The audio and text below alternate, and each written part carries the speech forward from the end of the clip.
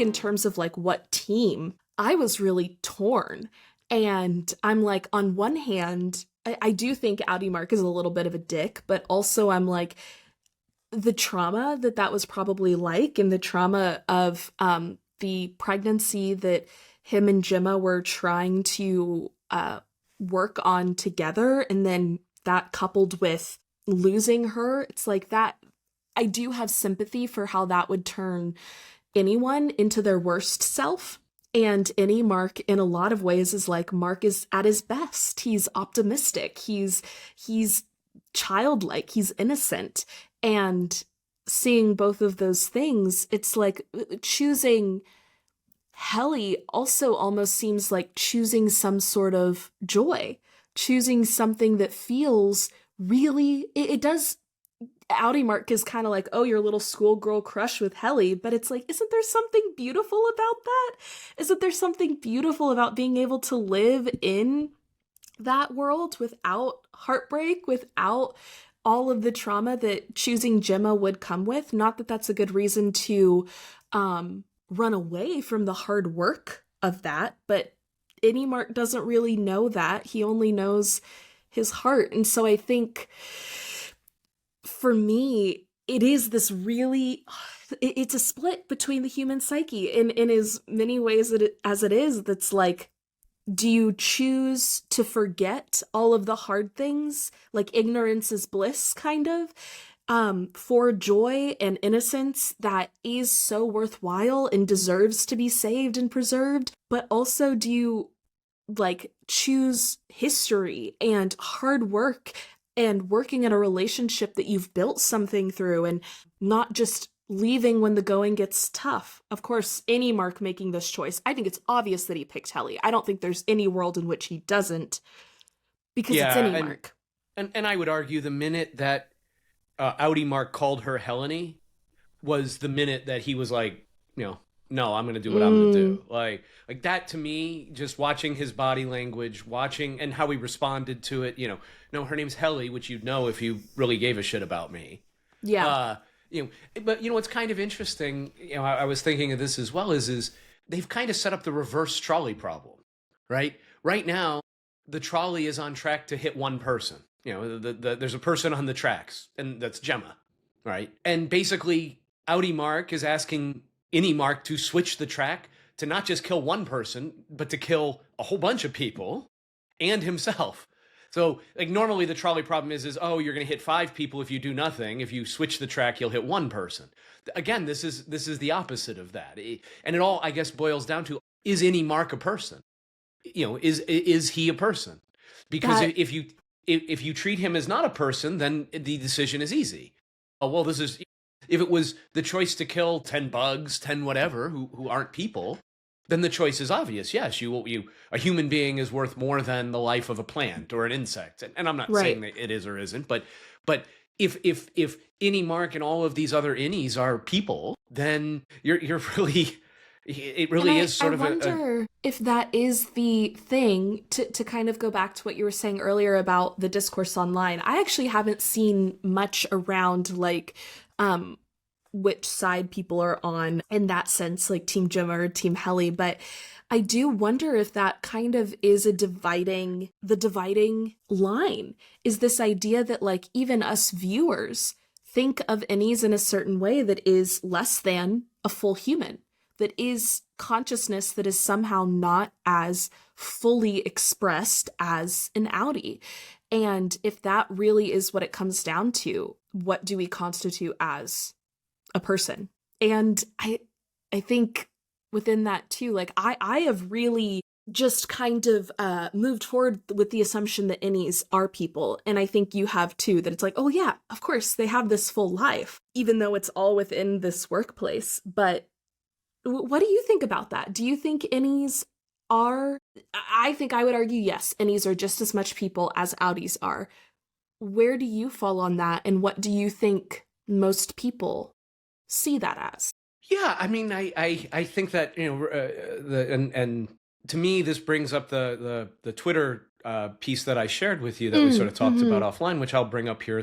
And we'll, I think, link to the tweet so that people can see it. But yes. it's by a gentleman named Darren Mooney, and he says, the fact that so many people seem to be siding with Outie Mark over Innie Mark in the Severance finale is very much the point the show is making. It's easy to extend sympathy to the oppressed in the abstract and then to drop it once their existence becomes an inconvenience. And, I think that's so powerful. And I think that's how I see it, because I do see the Innies as people. Without question, I see them as individuals, as I see them as different people than their Outies, frankly. And maybe again, I do think the deadbeat dad is an accurate comparison to sort of how I see it. Like, there's this, I know there's another person. I've just never met them. They don't really talk to me. They're a deadbeat dad. Every now and then I get a check from them, or a birthday card via this weird DVD sort of CD-ROM package, maybe. You know, and I don't know.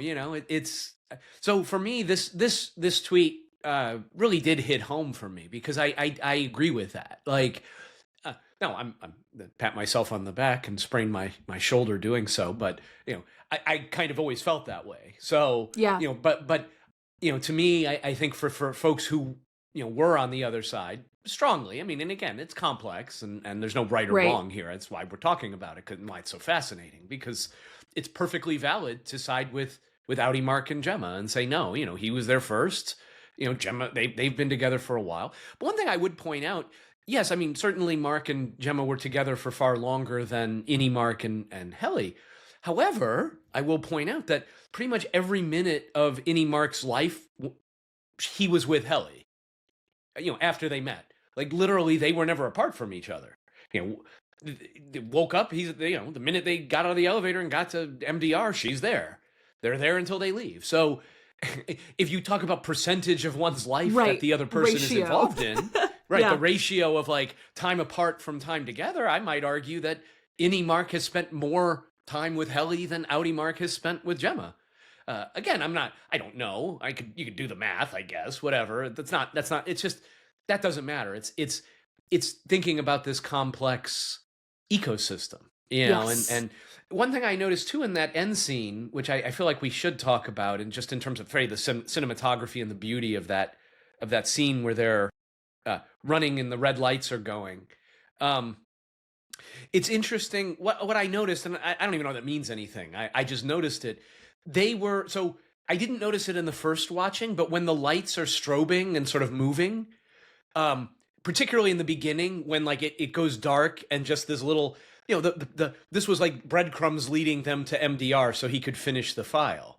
But as they're at the end, when they're running, they are going in the opposite direction that the lights are going. So the emergency, I realized that those red lights were like emergency exit to the, go, go, go. They were actually running against that stream at the end. And then it fades to sort of film, and then the sort of painting. So again, just the symbolism there, running into danger. When you're supposed to be evacuating, you're supposed to be leaving, they're running into the danger, essentially, the two of them together. Also, that the lights are red moving one way, are they running into the blue, into more captivity, into the belly of the beast that has been the thing holding them back? My reaction, I really do love that tweet that you brought up. I think it's really, really profound and important in a lot of ways, especially with a lot of the oppression that we see all around us today, right? It's like, it's really easy in the abstract to it always makes me think of the 21 Pilots lyric that I'm like, my middle school emo phase is coming out, but there's in one song it says like, metaphorically I'm the man, but literally I don't know what I'd do. And it's like, it's so true. Like, in abstract, in metaphor, we're all like, oh yeah, I would totally do this and it would be great and I'd be so good. But it's like, in the literal, at the end of the day, you're going to look out for yourself. You have this instinct of survival. And with dropping people who are oppressed the minute that it gets inconvenient, my gut instinct with that too was not just other people that are oppressed, but this idea of the pieces of ourselves that we have oppressed as well. And I think that there is this kind of, not only is there something in Innie Mark that is threatening to Outie Mark, because it is a side of him that probably feels like it's hurt him, right? It's like that blind optimism is the thing that made any pain in his life so hard and so tragic. But it's really easy to say, but I love all parts of myself. I love the part of me that's optimistic, even though it hurts to be let down. I love the part of me that bares its teeth when I'm scared, even though I don't like that gut reaction maybe isn't perfect or pretty. And when we're sitting and journaling or meditating or working on these things, at least maybe this is just a self-report. I don't want to project anything onto our listeners, but it's like, it's really easy to be like, of course I love myself. All of my edges and sharp parts and teeth and warts and all, right? It's like, yeah, all of these things, I can see all the ways in which they make me exactly who I am. But you step out of the front door at the beginning of your day, and what are you still leaving behind? Even though you say you love all those things, as soon as it gets hard to love those things, it's really easy to just press them down. As soon as it gets hard to like actually be there for yourself, do the real work of self-care that is like, yeah, this is gonna mean some people aren't gonna like me, and that's okay. That doesn't make me a bad person. Or yeah, that means I have these thoughts, and that is what I think. Period. Yeah. And it's going to make your life harder in some ways. That doesn't mean that you are bad or that those choices are bad. And I think that is the area that a lot of us drop, that self-love, because it gets hard to do. And I would almost argue that this finale is asking us to not see Lumen as good or bad, not see Outie Mark or Innie Mark as good or bad, not see the choice of Gemma or Helly as good or bad, but to see all of them as choices that we make as human beings, you know, and we're forced to make hard choices. But at the end of the day, you got to choose. Yeah, and I think I love that idea of parts, because we occasionally talk about parts and other things like that.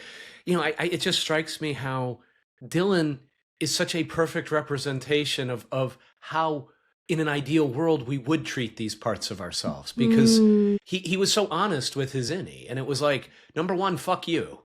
You know how this is messed up, dude. There's an egregious breach of trust. Number two, I get it. Like, she's really awesome. Yeah. But then number three, I love you. Like that was sort of the message. Like, quit if you want, but I'm kind of, if I'm really honest, I'm glad you're there, because it's really cool to know that there's this part of me that, Gretchen loves, and I want her to see me the way she sees you, and I love that. It's just such a perfect picture of integration. Like, we talk about reintegration, but that to me was the most the most integration or reintegration we've seen on the show was demonstrated by Dylan, which again leads me to believe he's actually the hero of the show. He's the one who actually gets shit done. Like, I mean, honestly, like, he is totally the boss of the show who gets, less airtime. Let's talk about the vending machine, man. Like, that was so epic. So epic, because of course it's like we're expecting, like, okay, when is Dylan gonna come and grab the door handle and help Helly, right? And it's like, no, I don't even need that. I'm just gonna fucking ram an entire vending machine through the door. Like, electric energy. That was incredible, yeah. And I completely agree. Like, can you imagine truly, like, sitting down and, like, writing a letter to the darkest parts of yourself that started with, fuck you. Like, I hate it. I'll own it. Like, my fear has been such a big thing that I've been trying to integrate recently. And it's like, fuck you. Fuck you for being afraid. Fuck you for having these fears to begin with. Fuck you for making me feel afraid. I also get it. Life is scary. Life is so scary. But also, I love you. Thank you for trying to protect me. And you don't need to go anywhere, because I understand why you're there and I need your protection. And and you also need me to be brave, right? It's like we need each other. And I just completely agree with what you just said. I think that's such a beautiful note. Yeah, well, and talking, and even, going on that and talking about this idea of Mark's, Innie Mark is Outie Mark's creation. Well, in another sense, that fear you're talking about, this part of you that's afraid, that's also your creation. Like, you created that part of you. You are the creator of it. And who else can integrate but the creator? If you were the creator, you can, you it's up to you, essentially. The integrated you. And just, again, to realize that and to be able to say, hey, fuck you, I don't like you, but I get it. Like, you're my creation. I love you because everything I create is good. No matter what it is good. Yeah. And that's love. And that's basically, to me, what Dylan said, right? Is like, I created you, but you're good. Like, you're awesome. I love you. I mean, it almost brings me tears to just, if we could all just channel our Dylan, like, honestly, with ourselves, treat us the way Dylan treated himself. And again, you just contrast that. If Outie Mark had taken that same approach with Innie Mark, would it have changed anything? I don't know, but it would have had a much better chance.